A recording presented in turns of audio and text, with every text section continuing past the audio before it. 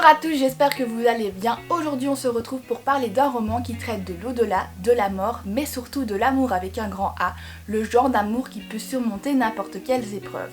Il s'agit du roman Le Passeur d'ombre de Claire McFall, publié aux éditions Michel Lafon.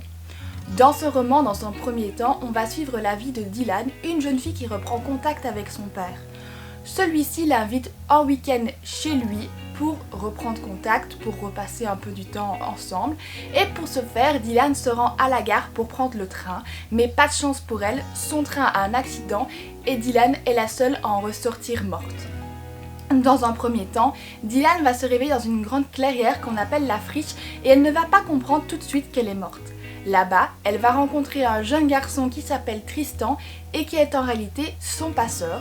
Le passeur est la personne qui permet de passer de la friche jusqu'à l'au-delà en tentant d'empêcher Dylan de se faire attraper par des ombres diaboliques qui ont pour seul et unique objectif de l'emmener aux enfers. Bien sûr, vous vous imaginez bien que l'aventure ne va pas se passer sans accroc et que pour Tristan, Dylan ne va pas être une âme comme les autres.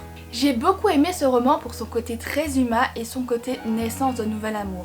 Tristan n'est pas humain, donc du coup tous les sentiments et émotions qu'on connaît comme l'amour, la joie, la tristesse, la peine, toutes ces émotions-là, il ne les connaît pas, mais au contact de Dylan, toutes ces émotions vont se réveiller et je trouve que l'autrice en parle avec une telle fluidité qu'on n'a pas de mal à se mettre à la place de Tristan et à ressentir tout ce qu'il ressent et ça je trouve que c'est un côté très positif. J'ai également beaucoup apprécié le personnage de Dylan qui est une personne qui a le cœur sous la main, qui est extrêmement altruiste et qui surtout pour son âge fait preuve d'une extrême maturité.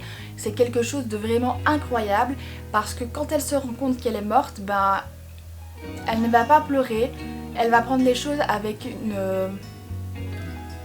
une force incroyable et ça je trouve ça incroyable. J'ai pas d'autres mots pour décrire ça. Ensuite, je trouve aussi que le passage entre la mort et l'au-delà est extrêmement bien expliqué. Je n'ai eu aucun souci à m'imaginer la friche, à m'imaginer cet état de passage entre l'au-delà et le paradis, à m'imaginer ces créatures diaboliques qui essayent de nous empêcher d'atteindre notre paix intérieure.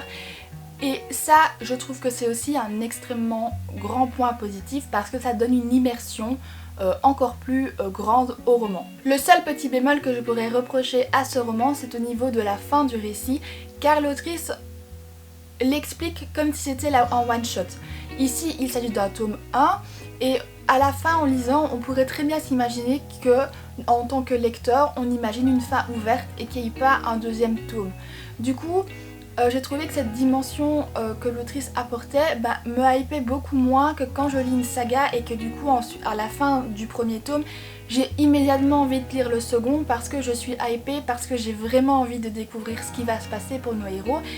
Et ici j'ai trouvé que cette dimension n'y était pas et donc du coup c'est pas que j'ai pas envie de lire le tome 2, c'est que ça m'a pas apporté toute l'envie que j'aurais eu si l'autrice nous avait fait par exemple un épilogue pour nous expliquer un petit peu, nous donner des détails qui nous donneraient envie de lire le tome 2. Mis à part ça, si vous avez envie de lire un roman d'aventure mais aussi d'amour, je pense que Le Passeur d'ombre de Claire McFall est le livre qu'il vous faut. Ça nous change un peu de toutes les lectures qu'on pourrait lire en ce moment.